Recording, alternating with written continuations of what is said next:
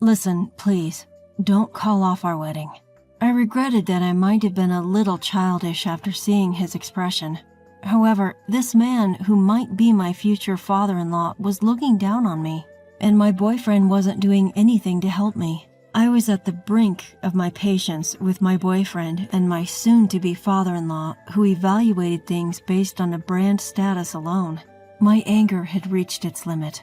At the first marriage meeting, I was driven away, and in the second meeting, he scorned me as poor, looking at my coat. But as soon as they saw the tag on my coat, both of their expressions changed. My name is Jessica Smith. I'm 28 years old, and I work as a ground staff at an airport. My parents live in Italy, and they run a fashion business. Despite that, I live alone in New York. That's when I met my current boyfriend, Jacob Turner, at my favorite cafe. He was 2 years older than me and a regular customer of that cafe, like myself. As we started to see each other more frequently, he began to treat me kindly. And so I, who was never stimulated by anything on a daily basis, quickly fell in love with him. After 2 years of dating, I finally decided to marry him. Hey, Jessica, how about we go to my parents' house for a marriage meeting next week? One day, he suddenly proposed this. I was thrilled that he also considered marriage, just as I did. His father, like my own, ran a large fashion brand business, and I liked the fact that he was as globally active as my father. And true to being the son of a brand president, he too was decked out in branded clothing. I'd love to go for the marriage meeting, I responded with a smile. But he looked a bit grim as he said, but my dad, he dislikes people who seem poor. Are you sure you'll be okay? I don't mean that in a bad way. I'm not saying you're poor or anything, but it's just your appearance. I guess he meant no harm, but something about his statement felt like he was looking down on me. Are you saying there's something wrong with how I look? No, I think your uniqueness is great. How rude. I'm wearing something decent, just so I could look worthy of being Jacob's girlfriend. That's right. Ever since I started dating Jacob, I began to take more care of my fashion. Even on my days off work, I never skip makeup, and I began to take regular interest in my outfits, ranging from budget-friendly brands to high-end labels. Jacob's presence had a lot to do with this.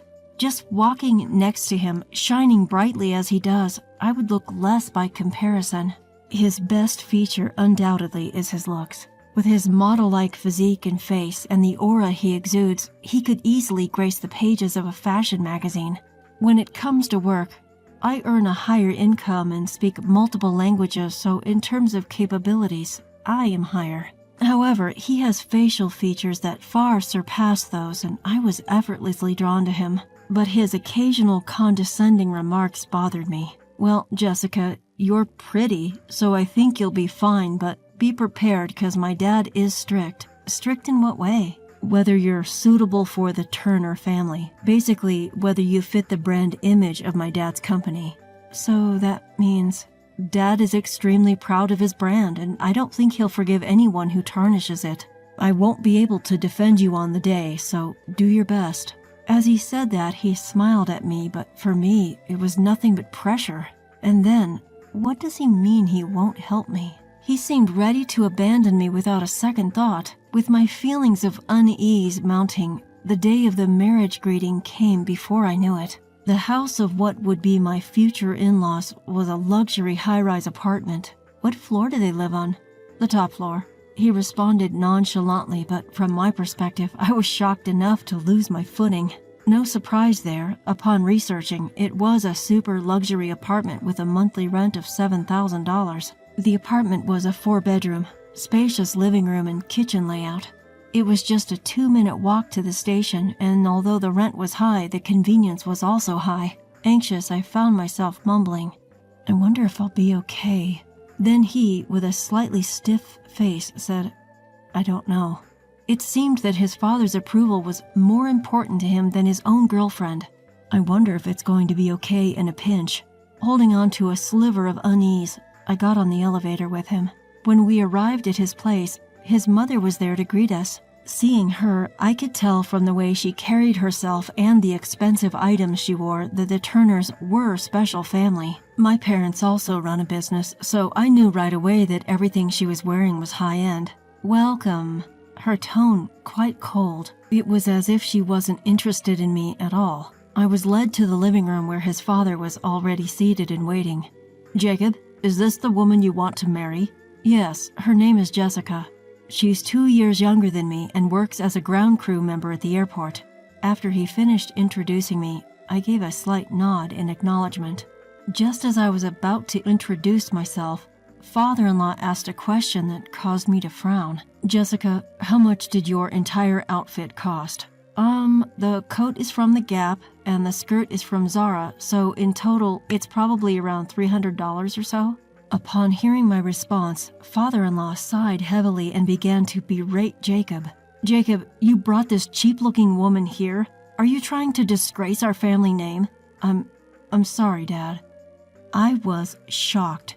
Not only had father-in-law just insulted me by calling me cheap, but Jacob, rather than defending me, was desperately apologizing. It was then that I realized I couldn't marry him. "That's enough. We're done here. You know I'm the CEO of a luxury brand. I can't tolerate a woman with such cheap taste," father-in-law declared, dismissing me entirely, and Jacob just stood there looking dumbfounded. Our engagement was off and we started our way back home. Walking side by side, Jacob began to grumble. "Didn't I tell you, don't dress according to your taste? Because of you, I was embarrassed in front of my parents." "What? Why can't I even choose my own clothes? When we get married, you are not going to tell me to wear clothes only from your dad's brand, are you?" Overcome with anger at father-in-law's attitude and Jacob's lack of support, my tone became harsh. Then, as if echoing my sentiments, Jacob started to get emotional too. "Yes, that's right. If you dress in his clothes, you'll shine. Please, just listen to me for once. Because of you doing whatever you want, even our marriage is in danger." "Then let's call off the marriage," I sharply retorted to his words. Jacob froze in his tracks, surprised by my firm response. With a tense face, he stuttered, "You're joking, right?" To which I replied, "I'm serious." Just like that, all his previous confidence evaporated, and he started to repeatedly apologize, begging, "Please, anything but calling off the wedding." Seeing his plea made me wonder if I had been a bit too harsh. So for now, I decided to observe the situation a little longer. We arranged to revisit the marriage greeting a week later, and if it didn't go well, the father-in-law threatened to break off the engagement. My thoughts aligned with his. "Hey, what about this outfit for a meeting with my parents?" Jacob seemed quite affected by the initial blow from the first meeting. His main concern seemed to be not upsetting his father. Clearly, his father's opinion was more significant than our impending marriage. That's why he was able to confidently suggest the same brand of clothing his father wears. "I'll choose what I wear. If you're going to interfere, let's break up right here and now." Seeing his behavior, my desire to marry him was slowly fading. So as a secret weapon, I decided to call my dad. I told him everything that had happened. Fast forward to the day of the second marriage meeting. Jacob seemed nervous from the morning. As for me, I was calm. However, one difference was my outfit. The clothing I was wearing was all made in Italy, something I had requested from my dad. He runs a brand overseas and also sells it in the US. Sensing the situation was not good, my dad had someone from his American branch deliver the clothes. Since Jacob was at work when it arrived, he had no idea about it. Looking at my new coat, he had a puzzled expression but didn't say anything due to the lack of time before our scheduled meeting. On the way to his parents' house, he pleaded with me, "Please, let's just make this meeting successful, okay? You want to marry me, don't you?" The look on his face implied that I should feel honored to have the opportunity to marry him. But inside, I wasn't excited about getting married anymore. The distrust had grown too much because of everything that had happened. I hid this from him by putting on a false smile. "I'll do my best." When we arrived at his parents' house, his father came to greet us this time. Apparently, my mother-in-law was out. As soon as we stepped into the house, my father-in-law started speaking. Hey, Jacob, what's the meaning of this? Didn't you promise to dress her in my brand?" His pride in his brand was much greater than I'd imagined. He once told me that even a pair of socks from his brand cost more than $200. "I'm sorry, Dad. Jessica insisted on choosing her outfit." Then my father-in-law let out a sigh and said, "Ah, Jessica, could you please not destroy our family brand image? I mean, wearing such a cheap-looking coat." He examined my new coat closely as he spoke. "That's a knockoff, isn't it? At first glance, it looks like a Louis Vuitton, but it's not." He took out his phone and started searching for something. I guess he was probably checking the price. "I found it. There's a knockoff that looks just like your coat, and it's cheap too. Even if you don't wear our brand, there must be something a little better than that." My father-in-law began ruthlessly picking apart my appearance. His behavior was outrageous, and it was clear that this was no longer about a meet and greet for our marriage. Jacob remained tense in front of his father and did nothing to defend me. "Well, sit down and get that $60 coat off. You look poor." He smirked as he spoke. Apparently, there was a similar product to my coat priced at $60. In reality, it's missing 3 zeros. At this point, I'd reached the end of my patience.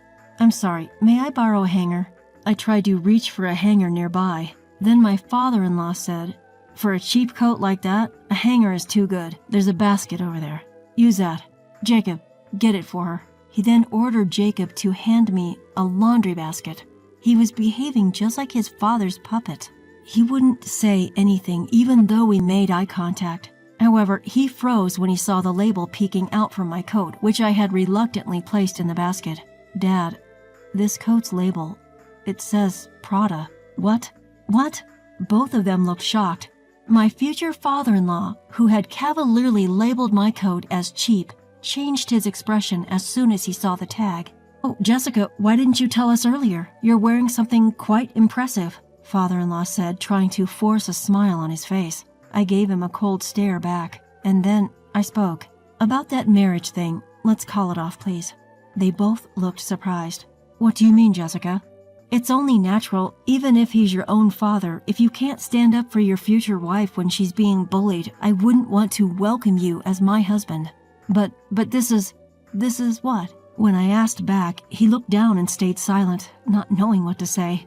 "Also, father-in-law, this coat is from a brand my father runs, and when I said Prada, this is a collaboration piece with Prada, and my father led the project. There are only 5 of these made in the world, and it costs $60,000. $60,000? Father-in-law reacted as if he had been struck by lightning. I later learned that the most expensive coat from father-in-law's brand costs around $12,000. Although that's quite high-end in general, it's not even close to mine. "So, big brand CEOs judge people by their appearance, huh?" Father-in-law was at a loss for words. To the two of them, I continued. "And Jacob, don't you think you were getting a little too full of yourself just because you're the son of a CEO? Sure, you look good and you wear nice things, but what's inside doesn't match up." What are you saying?" Jacob tried to argue back, but from my perspective, him getting angry was ridiculous. "So you can justify it? You left me alone to take all the bullying and even pressured me to succeed the second time around. How would you feel if our roles were reversed?" "Well, I don't want to be hurt any more than I already have, just so you can save your pride," I said to him sternly. At that, he became quite subdued and just said, "I'm sorry." Then, as Jacob turned to my father-in-law, he said, "Of course, I'll approve the marriage. I was wrong. Please, calm down." Still under the misconception that he held the upper hand, I was thoroughly disgusted by his behavior. I sighed deeply, which caused my father-in-law to jolt in surprise. He looked at me nervously. "Do you know the ultra-luxurious Italian brand, Ruby?" Of course. They're one of the top brands worldwide. I know the CEO. My coat is from Ruby. It's a collaboration with Prada." "I see. Well, the point isn't that. It's that I'm the daughter of the CEO." "What? You're joking." Both of them stared at me wide-eyed. They opened and closed their mouths as if trying to speak, but no words came out. I could tell they were struggling. "I wanted to tell you formally when we announced our engagement, but that didn't seem appropriate given the circumstances. So I've been disrespecting the daughter of a more prestigious brand this whole time." "It seems so, Dad." "Jacob, quit messing around. How did you not know this beforehand? Thanks to you, we've made fools of ourselves." Feeling cornered, my father-in-law began to blame his son. While it might have seemed like he was just shifting blame, it was apparently a serious issue for the two of them. I didn't know, okay? All I was told was that she was just a regular ground staff. My boyfriend seemed quite afraid of his father. His voice shook and he appeared terrified.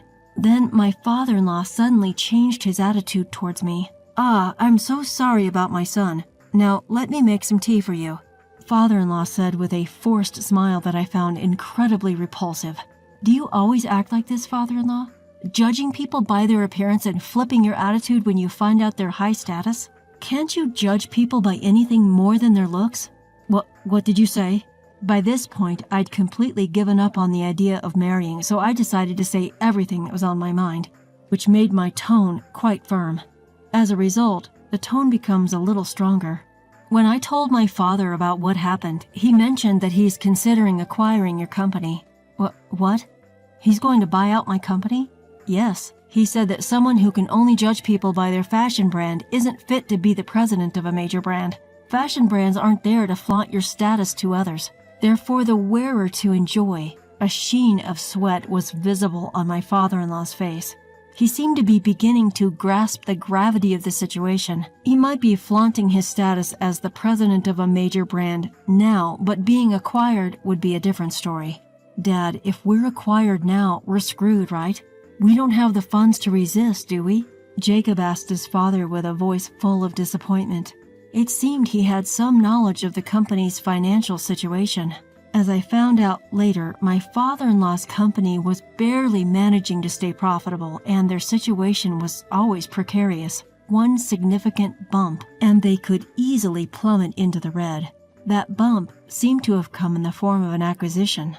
My father always follows through when he says he will, and he raised me to do the same, so as I've already said, I won't be marrying. "Jessica, I'm sorry," Jacob said with tears in his eyes. I barely gave him a glance. I'd never thought that the man I once thought was cool could make such a pathetic face. And my father-in-law, "Jessica, I'm really sorry. Could you please reconsider the acquisition?" he begged. It's not like I had the final say, but my father-in-law was groveling to me, who he had been looking down on just moments ago.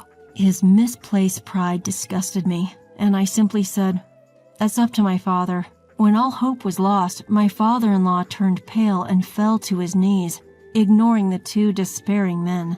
I left my father-in-law's house. After that day, I lost all contact with Jacob. When I reported back to my father, he informed me that the acquisition was already underway.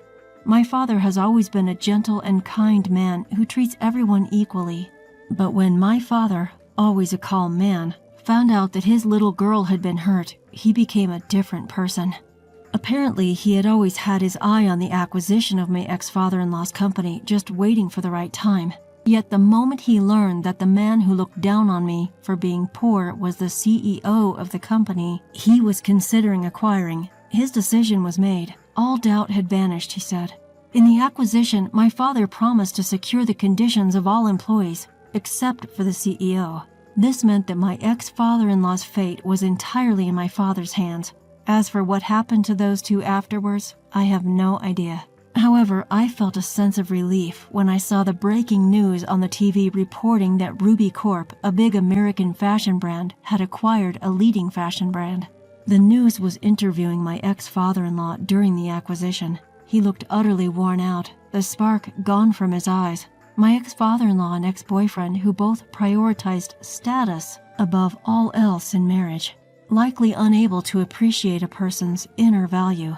I strongly believe that a CEO should be like my father, someone who doesn't judge solely by appearances but carefully evaluates the personality. I learned a deep lesson this time around, one that applies not only to branded goods but to all things in life.